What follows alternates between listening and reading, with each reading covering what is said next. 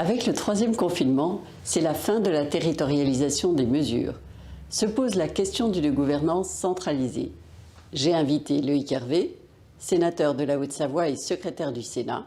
Il est également président délégué de l'Association des petites villes de France et nous livre son point de vue sur ces sujets citoyens.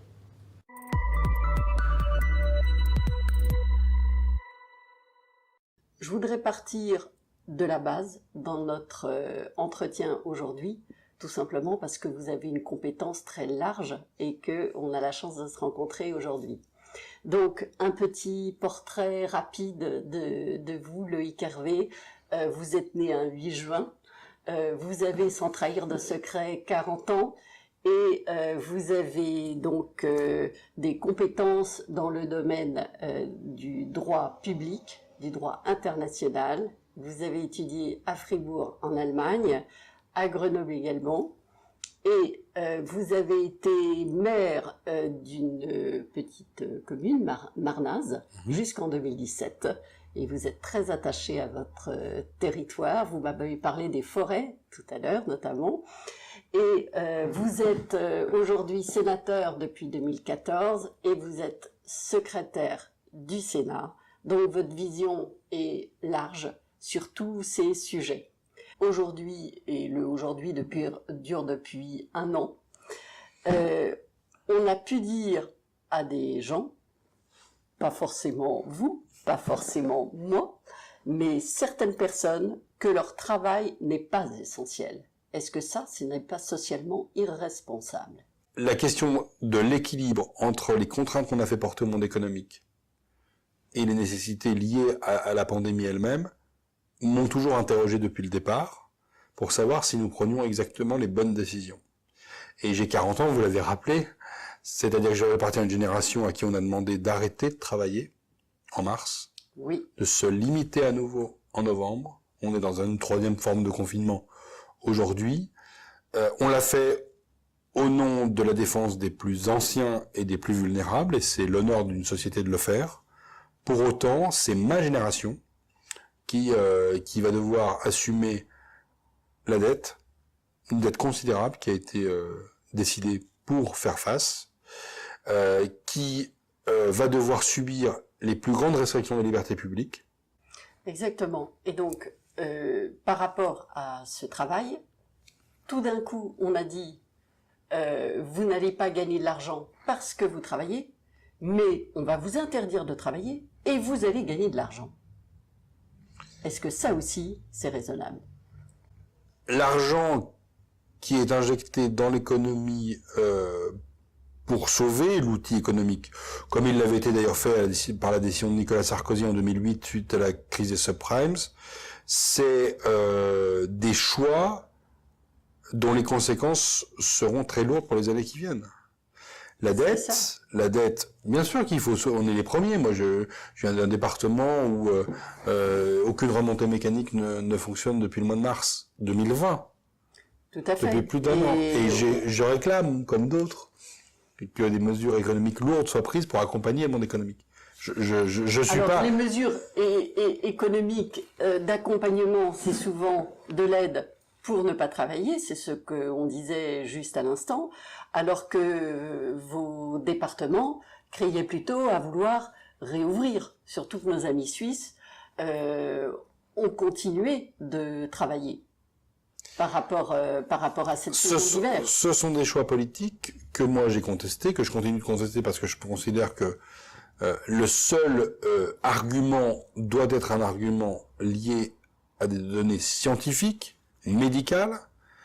Est-ce que dans une station de sport d'hiver où les restaurants, bars et discothèques sont fermés, est-ce qu'il y a un risque de contamination sur les remontées mécaniques? La réponse est non. Les Suisses l'ont montré, les Autrichiens l'ont montré. Mais nous, en France, on n'a pas voulu donner l'image d'une montagne ouverte quand le pays est plongé dans une forme de fermeture. Donc en fait, pour des raisons de parallélisme, on est allé beaucoup trop loin. Et ça c'est très difficile à porter parce que, vu de Paris, on se dit oui, mais le sport d'hiver, c'est la montagne, c'est des CSP+, c'est le loisir. Très bien. Vu de la Haute-Savoie, c'est vivrier chez nous. Donc, par rapport à ces mesures, elles ont été prises plus pour une question cosmétique, de communication, puisque c'était pas sur une question tangible. Elles ont été prises, de mon point de vue, par un pouvoir qui est centralisé, qui est à la fois ce qu'a fait la France et sa force, et ce qui aujourd'hui fait sa faiblesse.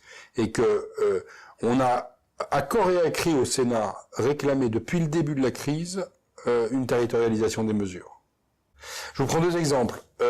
Le nombre d'infections pour 100 000 habitants dans le Finistère, c'est 62. Oui. C'est 900 en Seine-Saint-Denis. Ça n'a rien à voir. Et on prend les mêmes mesures. Voilà. C'est le colbertisme, le jacobinisme à l'excès, qui nous mène à nouveau à retomber dans de nouvelles déclinaisons de cette logique-là. Et justement, en tant que sénateur, est-ce que vous n'êtes pas en train d'appeler de vos vœux à une nouvelle République pour avoir une sortie de crise par le haut? C'est-à-dire que si on doit mettre fin au jacobinisme et on doit avoir des politiques différenciées selon les territoires, est-ce qu'il ne faut pas faire en sorte que les parlementaires aient davantage de pouvoir dans certains cas? Alors, les parlementaires, oui, dans la capacité à prendre des décisions et ne pas subir cet héritage de cette République gaulliste de 58, dans laquelle quand même on a un parlementarisme hyper rationalisé. C'est-à-dire qu'on attend du gouvernement, qui maîtrise complètement notre ordre du jour, la possibilité peut-être de donner un avis. Cet après-midi, on va donner un avis sur une déclaration de politique générale du Premier ministre. Heureusement, on a entendu ce matin à l'Assemblée nationale, donc on a 2 heures ou 3 heures pour s'ajuster, pour donner un avis. Mais sur le fond, il faut que les parlementaires puissent se saisir de sujets et retrouvent une forme de liberté. Alors, vous avez écrit un livre sur les maires en tant que maire chef d'équipe. Et est-ce que ces maires ou ces préfets sont le relais idéal pour mettre en place les différents déploiements économiques? On l'a vu dans la crise et on le voit encore aujourd'hui, la réactivité des collectivités locales. La réactivité de l'État déconcentré quand il a des pouvoirs et quand il y a du courage, parce qu'il faut du courage de prendre des décisions. Oui. Certains élus ont eu beaucoup de courage ces derniers mois pour prendre des décisions parfois à contre-courant. Oui, je pense qu'il faut rapprocher du terrain un certain nombre de décisions et avoir un discours de vérité vis-à-vis des représentants de l'État, donc les préfets, les sous-préfets, et vis-à-vis des élus, en leur disant que les responsabilités qu'ils réclament peuvent leur être données, mais que la contrepartie, c'est qu'ils prennent leur part du risque et de la responsabilité. À propos de responsabilité et de déploiement financier, au premier confinement, on l'a tous entendu, le chef de l'État a déclaré le « quoi qu'il en coûte ». Et ce « quoi qu'il en coûte », c'est pas lui qui va le payer, c'est pas l'État, ça ne sort pas ex nihilo, c'est en réalité les Français qui vont le payer. Notre génération, mais aussi la suivante et les suivantes. Donc, comment va-t-on payer le quoi qu'il en coûte? La dette française était autour de 2000 milliards, elle a explosé avec la crise Covid, et donc on va se retrouver peut-être avec 2500, 2600 milliards d'euros à la sortie, peut-être même plus. Ça me pose une vraie difficulté de fond, parce que cet argent n'aura pas été investi. On va en parler. Non, mais cet argent n'aura pas été investi dans autre chose que la préservation de l'outil économique. C'est ça. Donc je pense qu'il faut qu'on ait, et ce sera un des grands débats de la présidentielle, il faut que nous ayons, avec les Français, un discours de vérité autour de la notion de travail. Je dis aussi simplement que ça. Il y a la notion de travail. C'est vrai qu'après avoir empêché les Français de travailler, il va falloir déjà les autoriser à travailler.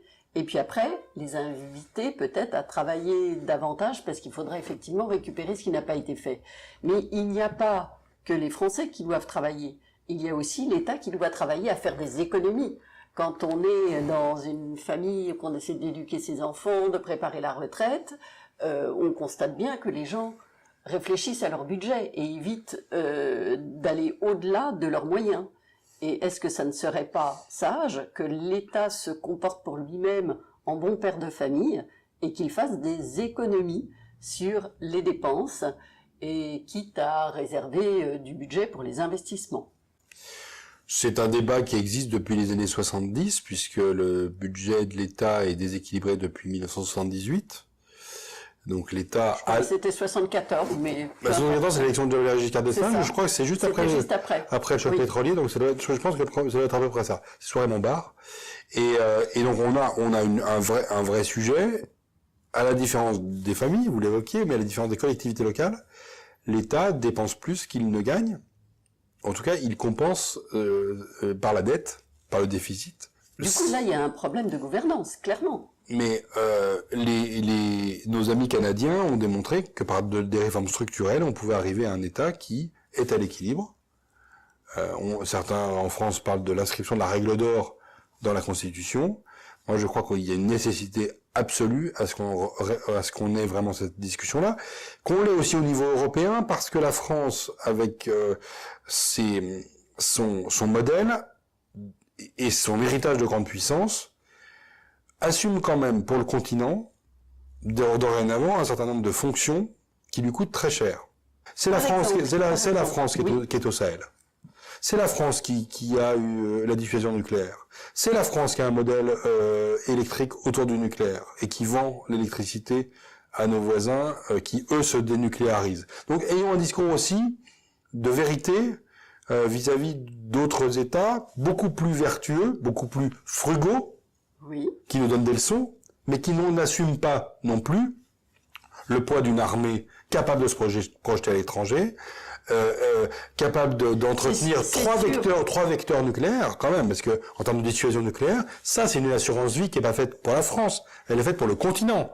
Ayons le courage de dire à nos voisins européens que ces charges-là doivent être aussi effectivement partagées. Plus d'Europe qui permettra une meilleure répartition des dépenses, mais ce plus d'Europe, pourquoi la France passe-t-elle son temps à la détricoter en rajoutant des couches réglementaires, comme on le disait au départ, que ce soit sur l'agriculture, que ce soit sur autre chose. Il y a toujours une surtransposition au niveau français qui fait qu'on se tire une balle dans le pied à chaque fois. Est-ce qu'il y a moyen d'arrêter ça? Alors, il y a moyen d'arrêter ça sur cette question précise de la surtransposition, simplement en ayant en tête que une partie du droit européen est d'application directe, je pense notamment au règlement, par opposition aux directives, et qu'il est nécessaire d'avoir un droit et un principe qui dit qu'on ne doit pas on ne devrait plus, ou on ne doit pas surtransposer. On a bien vu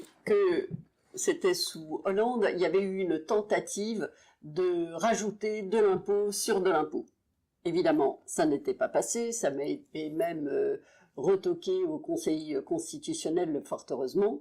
Et en fait, il y a un moment où trop d'impôts tue l'impôt et les gens n'en peuvent plus parce que le travail n'est plus justement rémunéré. Est-ce que vous pensez qu'il va falloir passer par une hausse des impôts ou est-ce que on pourra trouver de l'argent autrement, notamment par des économies publiques, vraiment décidées et appliquées? Pardon, mais en économie, la première des choses, c'est de retrouver de la croissance. Je crois, moi, à la capacité de résilience et de travail des Français. Vraiment, je pense que nous avons un peuple et une jeunesse. C'est un discours qui est peu tenu. C'est vrai. On a une jeunesse qui est inventive, créative, qui aujourd'hui, pour beaucoup d'entre eux, fait des études à l'étranger. Et je trouve que les grands absents des débats que nous avons actuellement, c'est les jeunes. Dès qu'on aura autorisé les gens à travailler, les entreprises vont réembaucher. Je ne sais pas si, avec ce troisième confinement national qui vient d'être annoncé, on arrivera à tenir les objectifs annoncés de 6% de croissance, mais c'est vraiment cette croissance qui va aider les jeunes et toutes les catégories d'âge à retravailler. La période du confinement, la période de limitation du transport fait qu'on aurait pu maintenir un certain nombre de lieux ouverts avec, évidemment, beaucoup moins de visiteurs, mais quand même. Et cette idée que, comme vous le dites, les supermarchés soient ouverts quand le musée d'Orsay est fermé, c'est complètement dingue. C'est ce genre de choses, sur la notion de ce qui est essentiel et de ce qui n'est pas essentiel, moi, me choque profondément, et évidemment, je comprends pas qu'on ait laissé un certain nombre de lieux où on cultive le beau, on cultive la culture, on cultive la réflexion des gens, on les laisse respirer, et ça c'est essentiel. Voilà. Et donc cette expression de non essentiel était vraiment très mal choisie. Je sais pas qui l'a inventée, en tout cas elle est très mal choisie. Oui, et pouvoir retrouver ce lien avec nos anciens, il est temps. Bien sûr. Pouvoir retrouver ses amis, pouvoir fêter les anniversaires avec les enfants. C'est ça. Tout ça, toutes ces petites choses de la vie, c'est très important. Bien, mais écoutez Loïc Hervé, merci beaucoup du temps que vous m'avez consacré. Avec plaisir. À très bientôt. Au revoir. Au revoir.